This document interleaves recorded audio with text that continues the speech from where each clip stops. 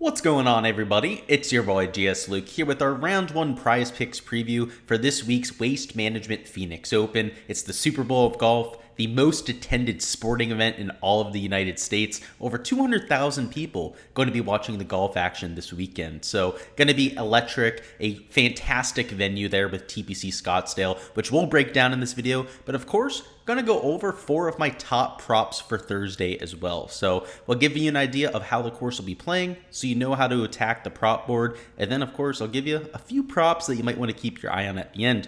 So starting with the course, we've got ourselves TPC Scottsdale, which is a par 71. So something you want to keep in mind when you're playing the strokes board. And it tends to be right about your average course when it comes to difficulty. Played to 0.71 shots under par last year, and historically plays right around 0.73 shots under par. So it was pretty typical last year, your prototypical TPC Scottsdale. And from the ball striking perspective, you're going to hit a few less fairways than what you're used to around this track. You're going to hit a few more greens regulation. The fairways tend to be cut a little bit tight. They're closer to right around 25 to 35 yards wide.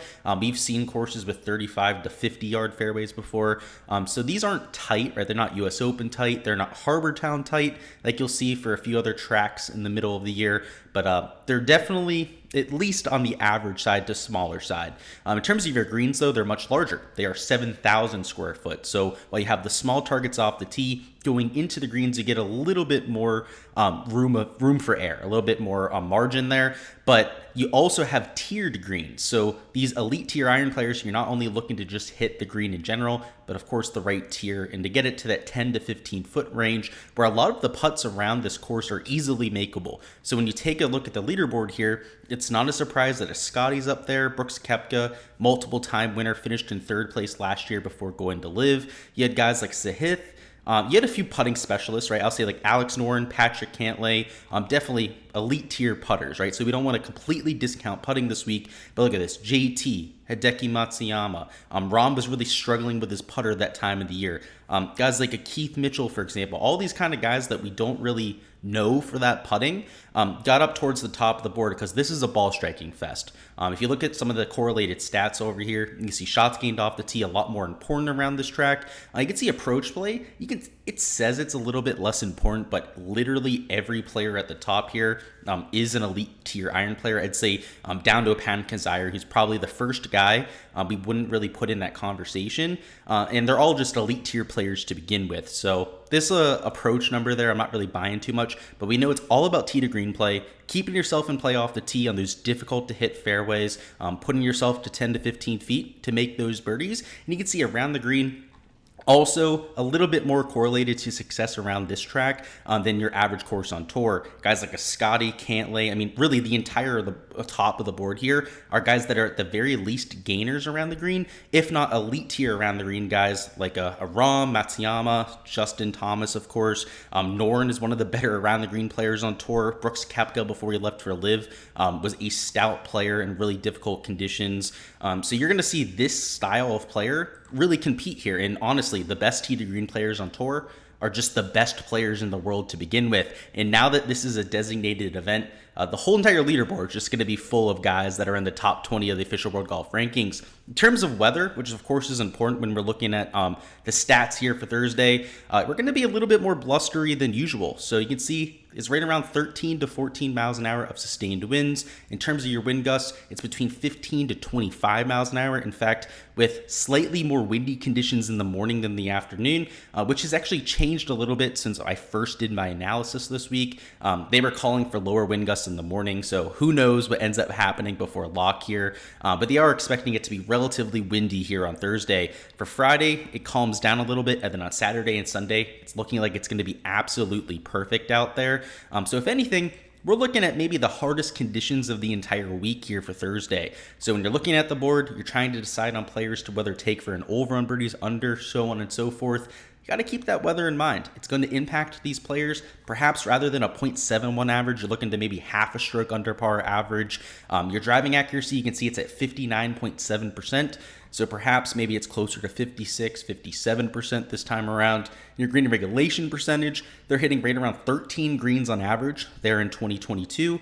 Maybe it's closer to 65%, maybe closer to like 12 greens in regulation per round. So Expected to play a little bit more difficult here for round one, but when we get into the prize picks board, remember who was at the top of the board. It was all the best players in the field, right? The best ball strikers, the best tee to green players. Well, on the prize picks board, that's exactly who we have to play with. It's all the best players. I believe there's like 20, 24 players on the board. Might even be a little bit more than that at this point. So they have a massive selection. So for as much crap as I give prize picks, I have to say the selection here for round one is exceptional. So I love that. Let's go category by category here and give you an idea of how I'm trying to take them apart. As per usual, guys, all of the props I'm taking are posted on my Patreon. They're posted on there so you can catch them before bumps. Unfortunately, a lot of them have already moved, so we're just going to stick to ones that haven't moved at this point. Now, I'll give you my thought process, of course, so that you can try to make extra bets outside of the ones that I give you here. So I have Jordan Spieth under 69 strokes. He's playing in the morning wave. When I first made this bet, I was expecting the morning to play slightly easier than the afternoon.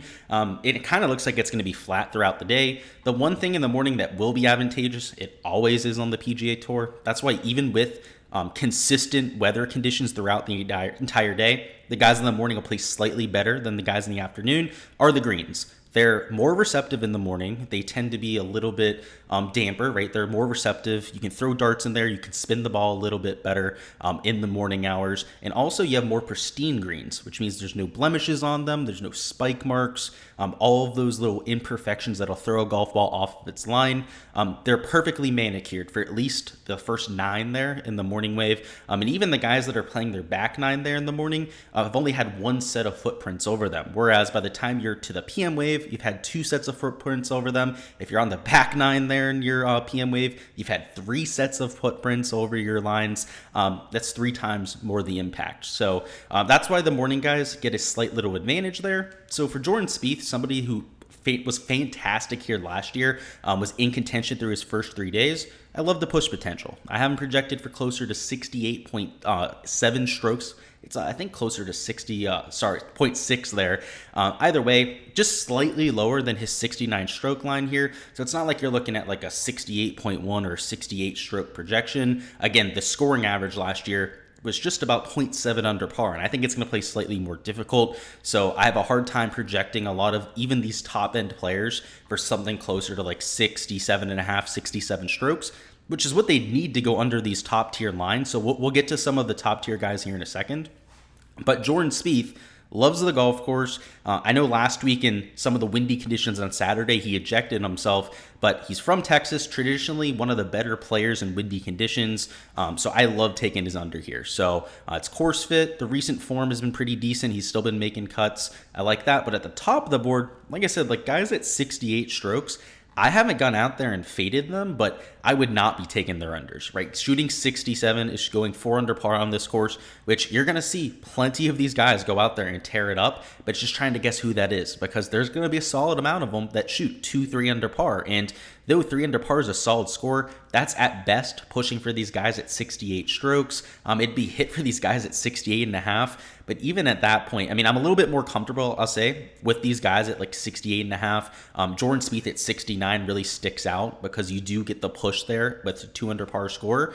But I'm a lot more comfortable even with the lower talent level of like a Tom Kim here, a Max Homa, for example. I mean, even like a Colin Morikawa there at 68.5 strokes.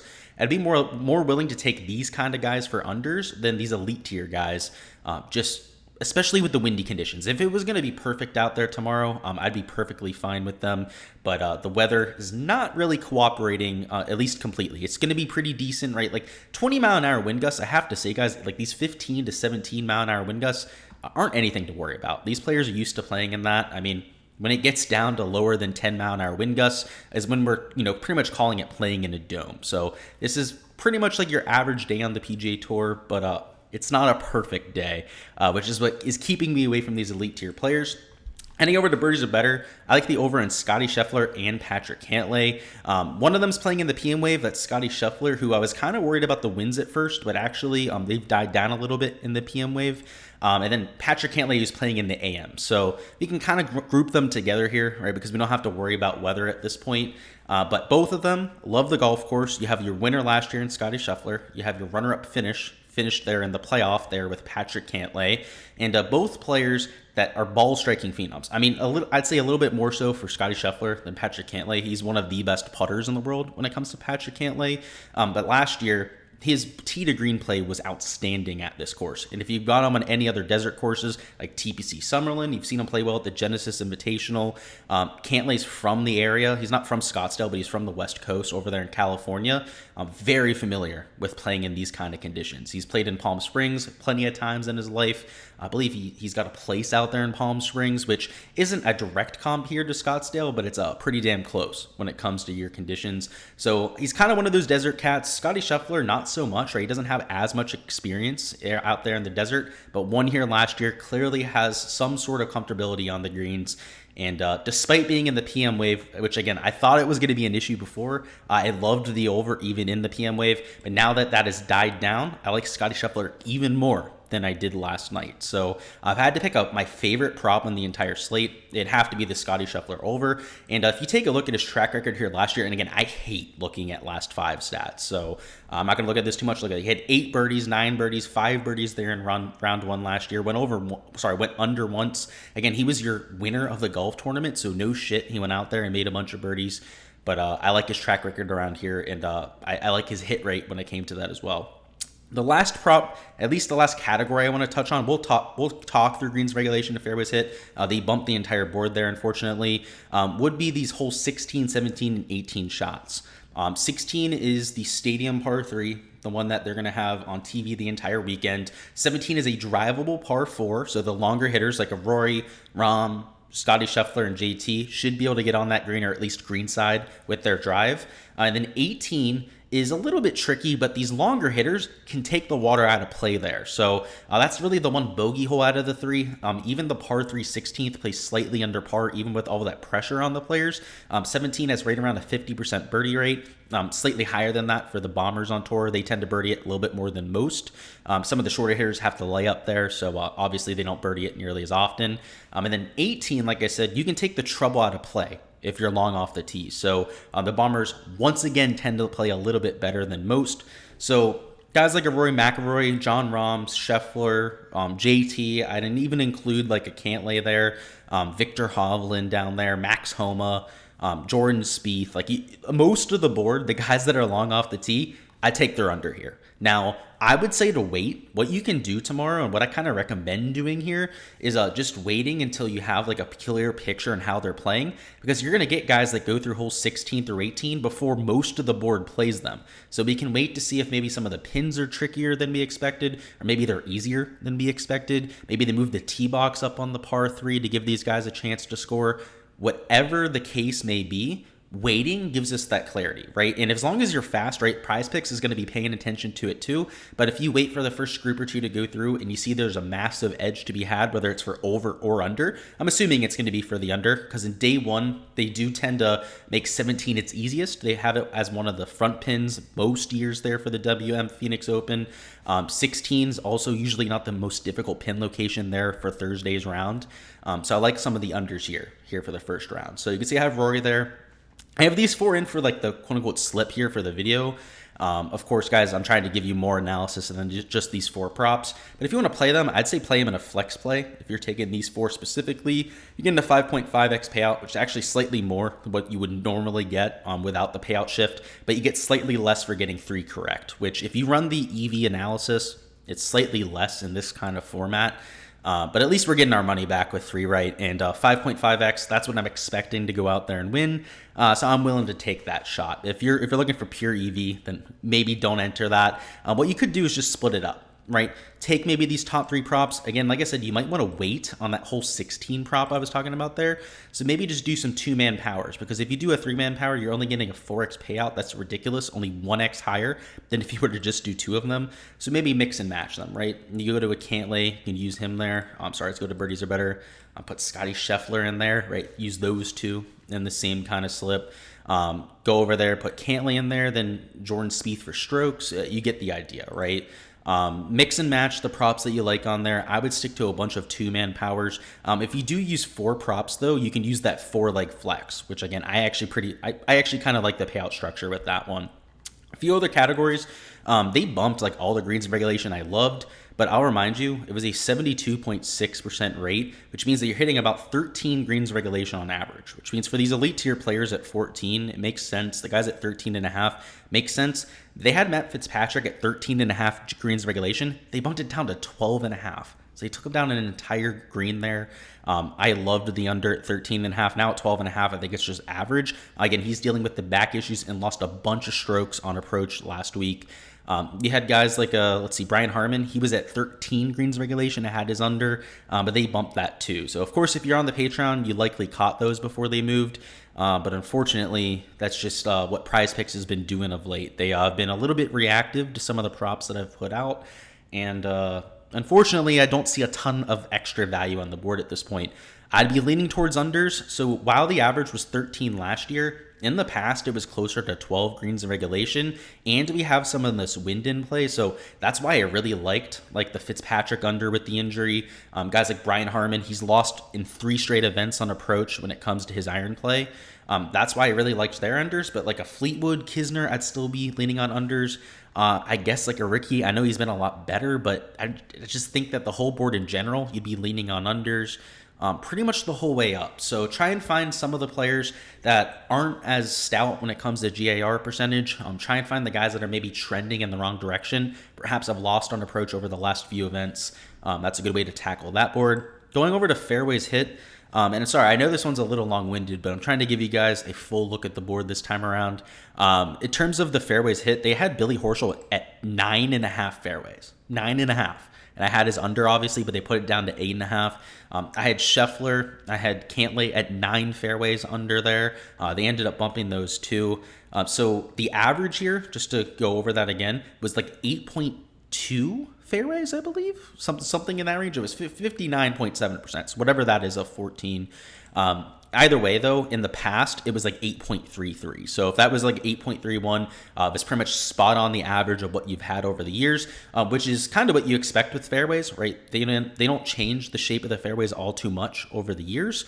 They aren't that much affected by the wind. So though it's going to be windy tomorrow, or at least windier than usual, I don't expect to see that much of a change when it comes to your FIR percentage. So I liked some of the unders and guys that just aren't very accurate to begin with. So those Scotty Schefflers hit a bunch of fairways around this track in the past. He's one of the more inaccurate drivers on tour, so I liked his under. Same thing with Cantlay. I projected both of them for right around like 8.1, 8.2 fairways. So I'd still lean under right there at 8.5, but not nearly as good with that push there at 9 in our back pocket. The Billy Horschel props ruined. They moved it an entire fairway. That must have been a mistake on their part. I guess that's pretty sweet that we took advantage there. Moving down a little bit further, like there's some of these really inaccurate guys, like a Ricky, Rory McIlroy you could consider taking unders on. But yeah, that early value that was on the board was just so much better than what they have on here now that I decided to keep them off the card here for the video. It would have felt like forcing, right? Especially because I got so much better lines, at least in my personal exposure. And I'm not personally going to like select props and give them to you guys if I'm not playing them personally. And I'll look at the birdie or better matchup board, but I hate birdie or better matchups. I'll see a lot of people playing this prop here. I would not do that. It's a trap. Sam Burns is one of the best birdie makers on tour, and though Rory beats him probably like 55% of the time, it's not a lock. So just, if you can play it, it's an okay prop in terms of hit rate, but it's not a lock, okay? So if you're going to play it, understand that. In terms of a few other picks on the board, I don't love them to begin with. Again, they're mostly coin flips. Like, avoid Cameron Young like the plague. Like, do not expect that Cantlay is going to be a lock for an over either. Let's see. There's actually a few decent ones on here. So, Corey Connors versus Jaeger. I actually do like the over on that because that's a skill set change. One of them's, one of the better tee to green players on tour. One of them's more of a shorter hitter. So I like taking the tee to green guy there with a Corey Connors. So you could consider that over. Again, I'm not going to bet birdie or better matchups. They're just not my favorite. There were a few others that actually a few other people helped me point them out last night. Let's see. They may have taken some of them off. This Sanjay one, Sanjay versus Hadwin, it's another, just a talent gap kind of difference where Sanjay's so much better than Hadwin, I'd consider the over. Let's see, Spieth versus Griot is another one. I'd take the over for Jordan Spieth. And that's probably it. Yeah, I guess, no, Tom Kim versus Molnax was another one. So I would take the over on Tom Kim there for sure. But outside of those ones, they're all just toss-ups to me. And again, I don't bet them to begin with. So take that for what it's worth. But that is all I've got here for the video, guys. Hopefully you feel a little bit more prepared to make your slips here for Thursday. If you're trying to catch all of the props that I'm posting, check out the Patreon page. There's a link down below in the video. On there, it's $10 a month. You get access to my DFS projections. So if you're playing on Draftkings, FanDuel, you'll have all of that research data to go off of. And of course, all of my slips and write-ups here for Prize Picks and for Underdog. So I don't do Underdog content at this point. They bump things even faster than Prize Picks, so it's literally impossible to do so. But you can catch all my slips on there. You can go out there, set notifications on, make sure that you can beat those damn lines makers that don't want us to win out there, and cash out. So make sure to check that out, guys. Again, hopefully you feel a little bit more prepared here. Smash that like button if I helped you with your process here for Thursday. Go ahead, comment down below what your favorite prop on the board is. Also, subscribe if you haven't already so you don't miss any of the content in the future. Best of luck with those slips, everyone, and I'll catch you guys next time.